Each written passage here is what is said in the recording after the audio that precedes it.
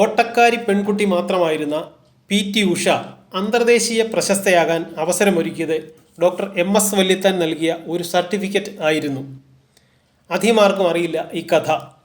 മണിപ്പാലിൽ അന്തരിച്ച doctor എം.എസ്. വല്യത്താനെ അനുസ്മരിച്ച രാജ്യസഭാംഗവും Indian Olympic association പ്രസിഡന്റുമായ PT. Usha കലാകൗമുദിയോട് പറഞ്ഞത് ഇങ്ങനെ: വല്യത്താൻ ഡോക്ടർ അന്ന് അങ്ങനെ ഒരു സർട്ടിഫിക്കറ്റ് എഴുതിയില്ലായിരുന്നെങ്കിൽ എൻ്റെ ജീവിതം ഈ നിലയിലാകില്ലായിരുന്നു. പി.ടി. ഉഷ എന്ന ഓട്ടക്കാരിയെ ഓട്ടം അവിടെ അവസാനിച്ചേനെ. എന്നും ആദരവോടെയാണ് ഡോക്ടറെ ഓർക്കുന്നത്. 4 കൊല്ലം മുമ്പ് നേരിട്ട് കണ്ടപ്പോഴും ഇക്കാര്യം പറഞ്ഞിരുന്നു. ഡൽഹി ഏഷ്യാഡിലേക്ക് ഉഷയ്ക്ക് ഫിറ്റ്നസ് സർട്ടിഫിക്കറ്റ് എഴുതാനിടയായ സാഹചര്യം ശ്രീചിത്ര ഡയറക്ടറായിരുന്ന ഡോക്ടർ വല്യത്താൻ പറഞ്ഞിട്ടുണ്ട്. തൻ്റെ ജീവിതാനുഭവം പങ്കിടുന്ന മയൂരശിഖ എന്ന കൃതിയിൽ ഇക്കാര്യം അദ്ദേഹം പറയുന്നത് ഇങ്ങനെ: പി.ടി. ഉഷയ്ക്ക് ഒരു ഹെൽത്ത് സർട്ടിഫിക്കറ്റ് എഴുതേണ്ട സന്ദർഭം ഓർമ്മ വരുന്നു. 80കളിലാണ്. ഉഷ അറിയപ്പെടുന്നതേയുള്ളൂ.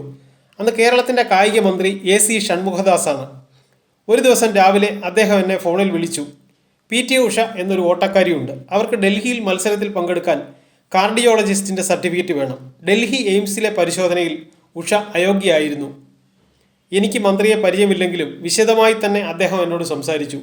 അന്ന് ശ്രീചിത്രയിൽ എത്തിയപ്പോൾ തന്നെ കാർഡിയോളജിസ്റ്റ് അസിസ്റ്റന്റ് പ്രൊഫസർ ബാലകൃഷ്ണനോട് ഉഷയുടെ കാര്യം പറഞ്ഞു. പിന്നീട് ഉഷയെ പരിശോധിച്ച ബാലകൃഷ്ണൻ എന്നെ അറിയിച്ചത് അമ്പരപ്പിക്കുന്ന കാര്യമായിരുന്നു. ആ പെൺകുട്ടിയുടെ ഹൃദയസ്പന്ദനം സാധാരണ നിലയിലല്ല. അതുകൊണ്ട് റിപ്പോർട്ട് കൊടുക്കാനാവില്ല. എയിംസിൻ്റെ റിപ്പോർട്ടിനെ മറികടന്ന് എഴുതുന്നത് ശരിയല്ലെന്നും അദ്ദേഹം വ്യക്തമാക്കി.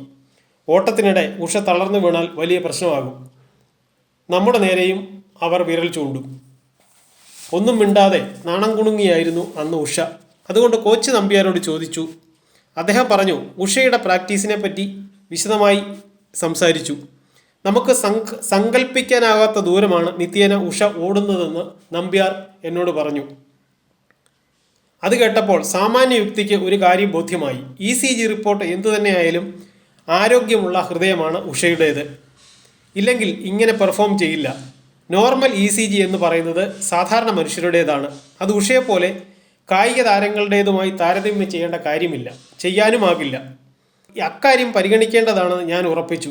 ഇത് ചൂണ്ടിക്കാട്ടി എഴുതിയ കത്തുമായി ഡൽഹിക്ക് പോയ ഉഷയ്ക്ക് ഏഷ്യാഡിൽ പങ്കെടുക്കാനും മെഡൽ നേടാനും കഴിഞ്ഞത് ചരിത്രം. ഇക്കാര്യം ഉഷ പറഞ്ഞാണ് പിന്നീട് ഞാൻ അറിയുന്നത്. സർട്ടിഫിക്കറ്റ് നൽകിയ ശേഷം ഏറെക്കാലം ഉഷയെ എനിക്ക് കാണാനായില്ല. അതിനിടെ ഉഷ അന്താരാഷ്ട്ര പ്രശസ്തയായി.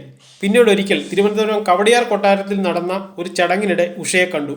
അന്ന് ഉഷ തുറന്നു പറഞ്ഞു, എന്നെ സഹായിച്ചത് വല്യത്താൻ ഡോക്ടറാണ്, വലിയ നന്ദി. സാധാരണയായി ഇത്തരം കാര്യങ്ങൾ ആരും ഓർത്ത് പറയാറില്ലെന്നും ഡോക്ടർ വല്യത്താൻ പുസ്തകത്തിൽ പറയുന്നുണ്ട്. ഉഷയെപ്പറ്റി പറയുന്ന ഭാഗത്തെ ഹൃദയത്തെപ്പറ്റി മനോഹരമായ ഒരു നിരീക്ഷണവും വല്യത്തിൻ്റെതായുണ്ട്. അതിങ്ങനെയാണ്: എല്ലാ ജീവിയിലും സംഗീതമുണ്ട്. അത് ഹൃദയത്തിൻ്റെ സ്പന്ദനമാണ്. മനുഷ്യ ഹൃദയത്തിൻ്റെ പാട്ട് നിശബ്ദ സംഗീതമാണ്. ഹൃദയത്തിൻ്റെ സ്പന്ദനത്തിന് ഒരു താളമുണ്ട്. ആ താളം തെറ്റുമ്പോഴാണ് രോഗം. ഹൃദയത്തിൻ്റെ സ്പന്ദനം നമ്മൾ അറിയുന്നില്ല. സ്പന്ദനം അറിയുകയാണെങ്കിൽ നാം ഡോക്ടറെ കാണണം എന്നർത്ഥം. അതുകൊണ്ട് കേൾക്കാനാവാത്ത നിശബ്ദ സംഗീതമാണ് ഹൃദയത്തിൻ്റേത്.